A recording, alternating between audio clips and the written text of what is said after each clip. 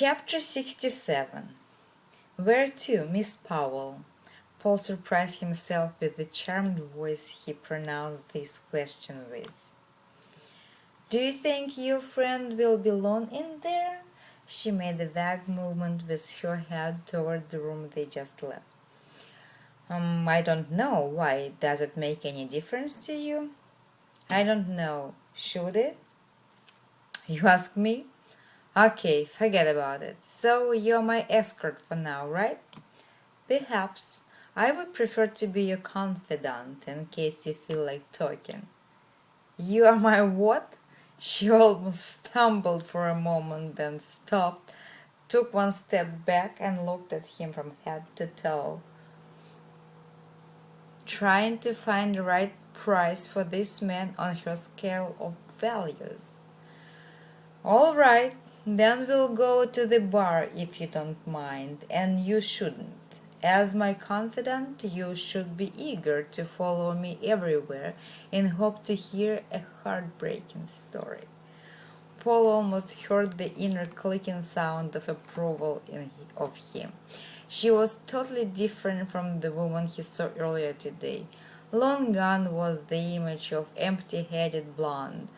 He saw her sharp eyes and that unmistakable aura of superiority that is so common among those who were born into money and privileges.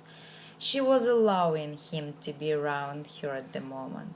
Well, thank you, Your Grace. We'll be happy with whatever you offer to us mere mortals, he thought. Looks like now you are who you are in reality, if it is not the new mask you are trying on for me. Then to the bar? He asked readily. To the bar. It is the last night at sea, and who knows, maybe it is the last night of freedom. Is that what you're hoping for? What made you say those words? He looked as puzzled as he could. Mr. Griffith, I know you want me to tell you something pertaining to your investigation, but I want to reassure you I have no information to contribute whatsoever. As you say, and he smiled. It was his best smile ever. They looked like a nicely chatting couple finding their way to the bar. The bar was crowded. It seemed like most passengers had the same idea, to spend the last night at sea without going to bed.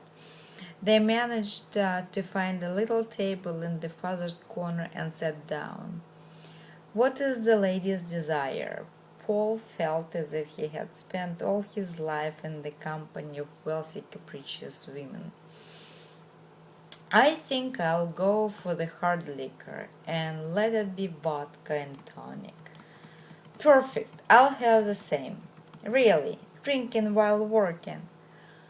Okay, Paul, here your game is over. You are placed where you belong.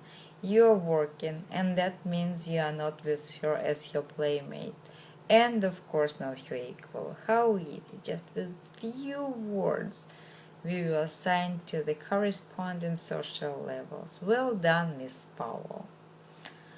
You're right, I got carried away. It's impossible to have clear mind in your presence.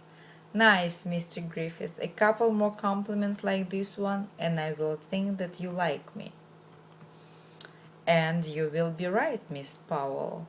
What is there not to like about you? You're beautiful, you're intelligent, you're confident. You're an epiphany of a contemporary woman. I greatly admire you. Okay, I'll take it. She looked straight into his eyes with an invitation to a challenge. Paul waved to a waiter and placed an order, asking to bring him a bottle of mineral water. If you expect me to cry on your shoulder, then probably I'll need more than one drink. Oh, I would be careful there. You don't want to repeat what Mr. Grant had to go through. You got the point. Then how are you going to persuade me to tell you what you want to hear? How do you know what I want to hear? I figured you wanted to talk about the dead woman. Do you? I'm not sorry she is dead, I can tell you that much. Nice opening statement. Care to elaborate on it? She paused, looked down at her hands, and then placed them both on her drink. Look, there are some people in this world that were not supposed to be born, and our duty is just to help them to go back where they belong to begin with. May I ask who has the ultimate authority to decide this? But it's quite obvious. Obvious to whom? Stop pretending as if you don't understand what I'm talking about. But I'm not pretending. I sincerely think that the right to give or take life belongs only to one entity, and it's not you. I strongly believe in it. You can believe anything you want. It means I have my right to believe anything I want too. That's fair. Back to that woman. She was an extra in this world. She had to go. Nature took its course. I'm still not too sure. She had nothing that belonged to her. She made a mistake by coming to America. She was out of place. It's a simple law of conservation of energy.